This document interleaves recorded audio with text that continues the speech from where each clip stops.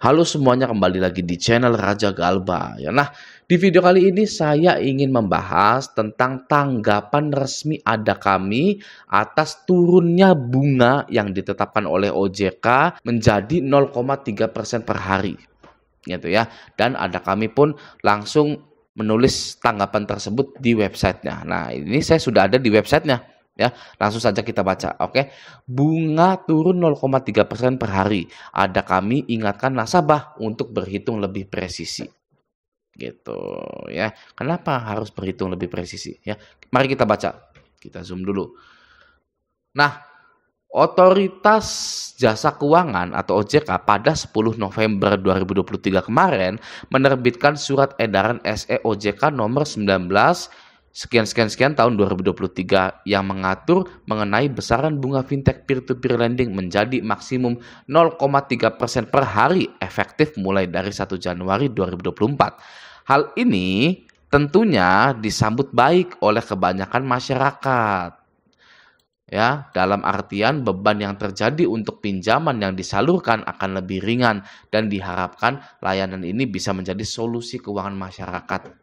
Gitu ya. Jadi lucu sebenarnya ya paragraf ini ya. Yang menyambut baik hal tersebut adalah masyarakat, ya bukan pinjolnya, gitu kan. Dan juga diharapkan layanan ini atau pinjol ini bisa menjadi solusi keuangan masyarakat. Ini sangat lucu sekali.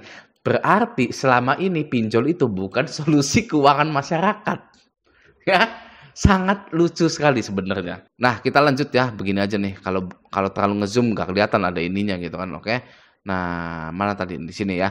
Perubahan ketentuan ini mengharuskan pelaku usaha atau platform peer-to-peer lending atau pinjol itu meninjau ulang perhitungan biaya-biaya agar mampu sejalan dengan ketentuan OJK. Penyesuaian perlu dilakukan, tidak hanya soal menurunkan bunga, namun perlu mempertimbangkan dampak keberlanjutan di waktu mendatang. Bernardino M. Vega Junior atau JR selaku Direktur Utama Ada Kami menyikapi perubahan ini. Nah, dia bilang kami akan lebih ketat. Ya, cost akan lebih rendah, kita pangkas biaya-biaya yang nggak perlu seperti promosi kita kurangi.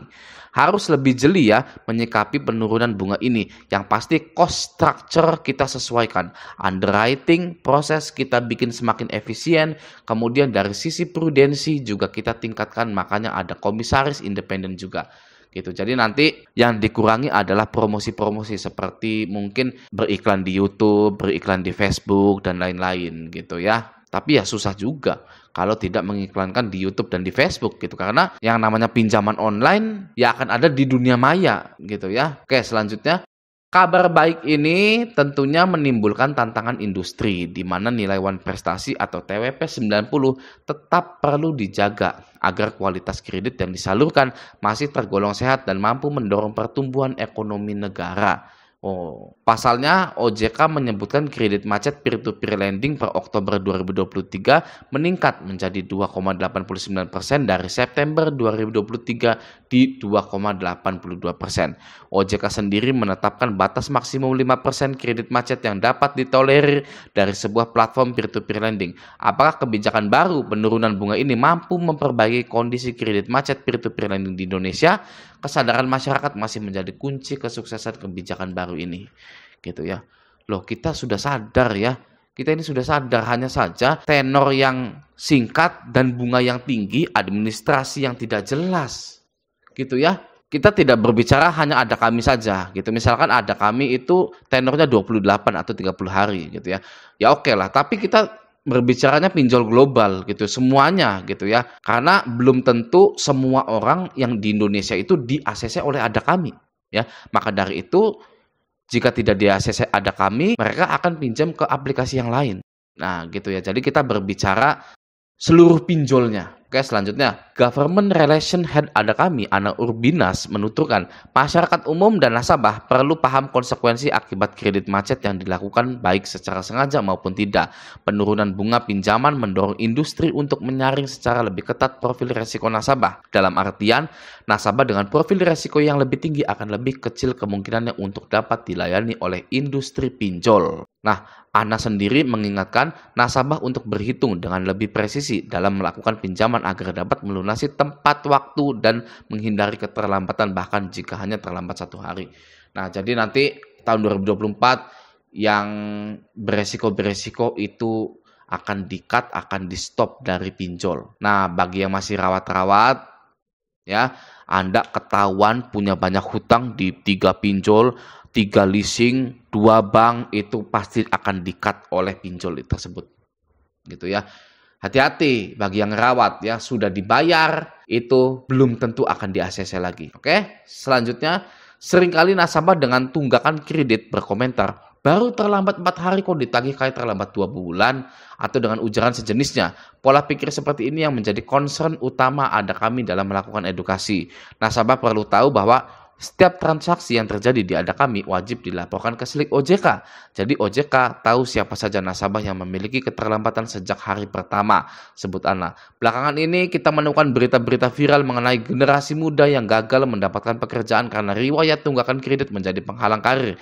Dampak UN prestasi sudah bisa kita lihat secara langsung. Nah, di sini ya, baru terlambat 4 hari kok ditagih kayak terlambat 2 bulan gitu.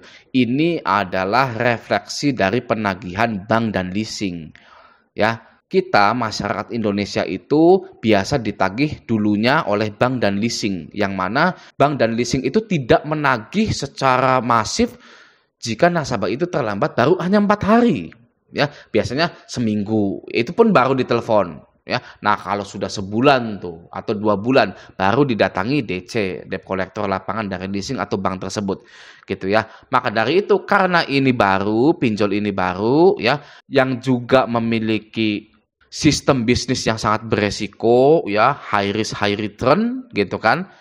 Maka dari itu dari pinjolnya pun baru 1 hari itu sudah masif penagihannya. Sebenarnya bukan dari nasabahnya saja, gitu kan. Misalkan baru terlambat 4 hari kok ditagih kayak terlambat 2 bulan, ya bukan dari nasabahnya saja, dari sisi pinjolnya pun karena bisnisnya itu high risk high return gitu ya, resikonya tinggi, maka pinjol pun ngegas ibaratnya gitu ya, ngegas untuk cepat-cepat mendapatkan uangnya kembali karena ya mungkin ditunggu investor atau keberlangsungan perusahaan gitu kan. Jadi tidak melulu dari nasabahnya gitu.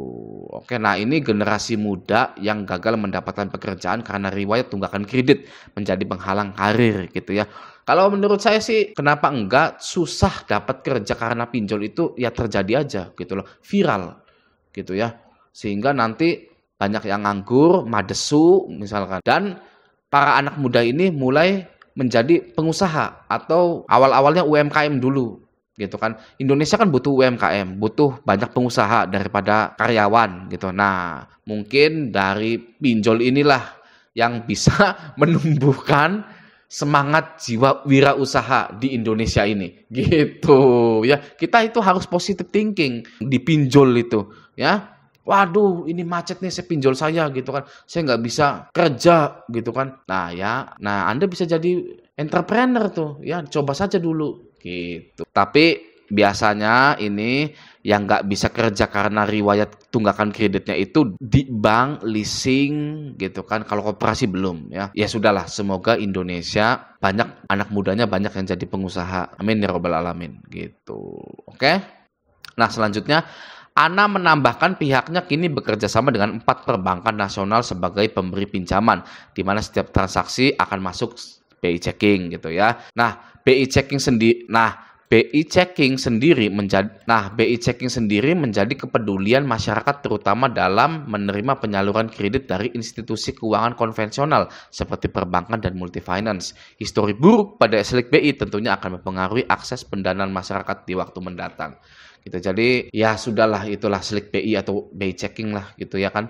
Nah, lanjut, ada kami sendiri memiliki kewajiban penagihan selama 90 hari sejak tanggal jatuh tempo sebagai bentuk mitigasi resiko dan bukti pertanggungjawaban terhadap pemilik dana. Polemik debt collector yang berguling memang diawali dari populasi kredit macet yang perlu menjadi nilai merah bagi industri.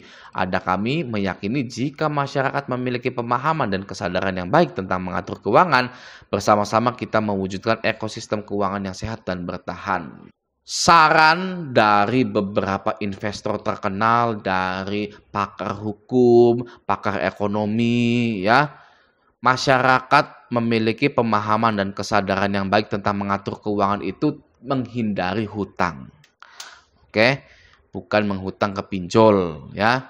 Nah, jadi saran saya buat Anda stop minjol, dan bagi para mahasiswa generasi muda itu nggak usah pakai pinjol lagi ya, karena akan menyusahkan Anda ke depannya. Itu akan menyusahkan Anda ke depannya. Oke ya, nah semoga yang gagal bayar di pinjol-pinjol ini mendapatkan rezeki yang banyak. Untuk apa?